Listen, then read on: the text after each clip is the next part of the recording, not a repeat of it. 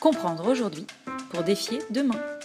Droit et justice, économie, santé et bien-être, sport, société.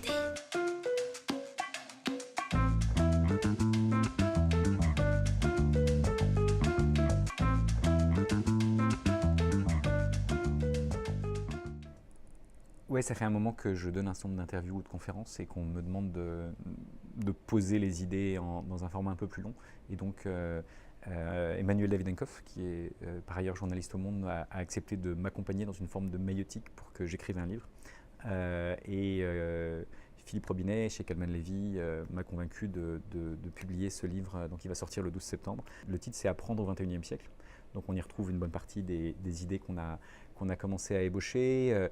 J'y mets un peu plus on m'a demandé de dire d'où je parlais, donc je raconte un peu d'où je parle et quelle est mon histoire, qu'est-ce que j'ai appris, quelles ont été mes sources d'apprentissage, puisque finalement c'est de ça dont il s'agit aussi. D'où je parle, c'est aussi de ce lieu qui est le Centre de recherche interdisciplinaire, ce qu'on appelle le CRI pour les intimes, qui a aussi un carrefour de rencontres intéressantes. Donc, c'est quoi son histoire? On a démarré sur une table qui était grande comme celle-ci et on a progressivement doublé de taille tous les 18 mois depuis 15 ans. Donc là, on va inaugurer en octobre un lieu dans le Marais qui fait 7000 m². Donc ça a un petit peu cru en quelques années et aujourd'hui on a des programmes de licence, de master, de doctorat avec l'Université de Paris, Paris Descartes, Paris Diderot et on est en train de mettre en place des formations continues, en particulier pour les enseignants mais pas seulement, pour tout un tas de citoyens qui veulent réinventer les manières d'apprendre, d'enseigner, de faire de la recherche et de mobiliser l'intelligence collective, parce que c'est ça les missions du CRI, et en particulier pour ceux qui font ça autour des sciences du vivant, des sciences de l'apprendre, et des sciences du numérique, avec ces trois types de sciences qui en fait sont des sciences de l'information.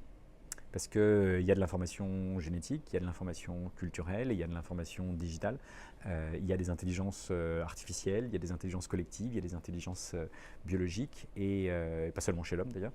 Et donc il faut comprendre ces différentes formes d'intelligence, il faut voir comment est-ce qu'elles vont coévoluer les unes avec les autres. Et il faut avoir des étudiants qui soient capables d'intégrer ces différents types de compétences. Et donc on est en train de mettre en place un nouveau master, une nouvelle école doctorale pour accompagner ces types d'étudiants. Et puis c'est aussi un lieu où on a créé le projet des aventuriers que j'ai évoqué tout à l'heure pour que des enfants chercheurs puissent développer leur potentiel avec des enseignants qui se voient aussi comme des pédagogues chercheurs, avec des parents qui se voient aussi comme des parents chercheurs. Et donc comment est-ce qu'on crée toute cette communauté? C'est ça qu'on décrit dans le livre avec beaucoup d'illustrations en disant voici des choses qui bougent déjà en France. Cette société apprenante, elle est en gestation, elle est en train d'éclore de plein de manières à plein d'endroits, mais est-ce qu'on peut tirer les fils? Donc c'est un peu ce que le livre essaye de faire en regardant ce qui se passe en France, ce qui se passe à l'international, ce qui se passe à tous les âges de la vie. Comment est-ce qu'on peut travailler à essayer si demain est déjà là, mais uniquement par morceaux, est-ce qu'on peut prendre l'ensemble de ces morceaux, essayer d'assembler un puzzle qui permette une forme d'émergence. Donc c'est ça qu'on essaie de faire dans le livre.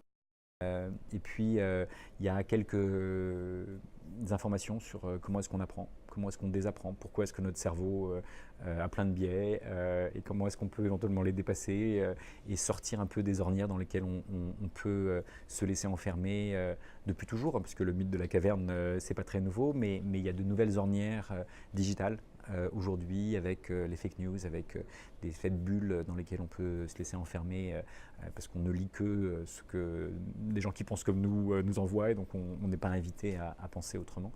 Comment est-ce qu'on peut faire en sorte que plutôt que d'avoir un regard monodisciplinaire, on puisse avoir un regard plus intégratif, plus interdisciplinaire, qui permette de prendre en compte les différentes dimensions de ce que j'appelle c'est l'éléphant et les 6 aveugles, hein, cette métaphore indienne dans laquelle vous avez chaque aveugle touche un bout de l'éléphant. Celui qui touche la trompe est persuadé que c'est un serpent.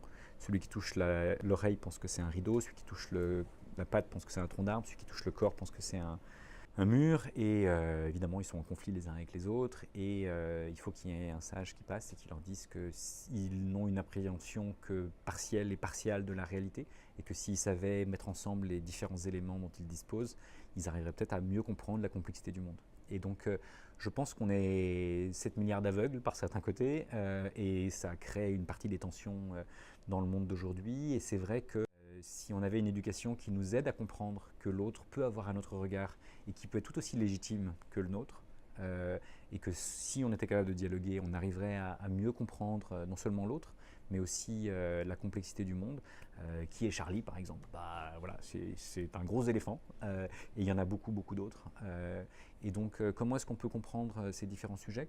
C'est ce genre de choses qu'on essaye d'expliquer dans le livre, où on n'apporte pas des réponses, mais j'essaye de poser quelques questions sur ce que c'est qu'apprendre, ce que c'est qu'apprendre depuis longtemps, parce que dans le vivant, l'apprentissage n'a pas attendu la création de l'éducation nationale pour exister, ce que c'est qu'apprendre à tous les âges de la vie, et en quoi est-ce que c'est potentiellement différent aujourd'hui, parce que le numérique nous apporte de nouveaux éléments, nous permet d'apprendre plus facilement les uns des autres à distance. Et puis, il y a un grand défi, c'est que maintenant les machines apprennent.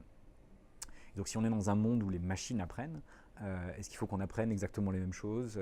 Comment est-ce qu'on peut faire coévoluer notre intelligence et celle des machines?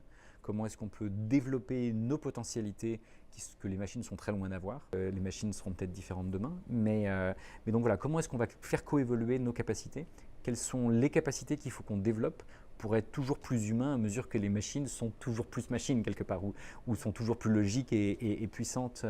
Eh bien, il y a la logique fait aussi partie de l'homme, mais pas que. On a tout un tas d'autres dimensions, dont l'émotion, la sensibilité, la quête de sens, le vivre ensemble, la vulnérabilité. Voilà, les machines, elles vont mettre un certain temps peut-être qu'elles appréhenderont ça d'un point de vue théorique, mais elles ne l'auront pas vécu dans leur chair comme nous pouvons tous l'avoir fait. Et donc je pense qu'il faut qu'on travaille ces différentes dimensions et qu'on fasse fondamentalement coévoluer les intelligences des humains entre eux, et des humains et des machines, et des humains avec le reste du vivant. Donc il y a un grand défi, on souligne un certain nombre de ces défis dans le livre, mais voilà, c'est difficile de raconter quelques centaines de pages en quelques instants, mais voilà, à grande ligne, c'est ça le message de Apprendre au XXIe siècle.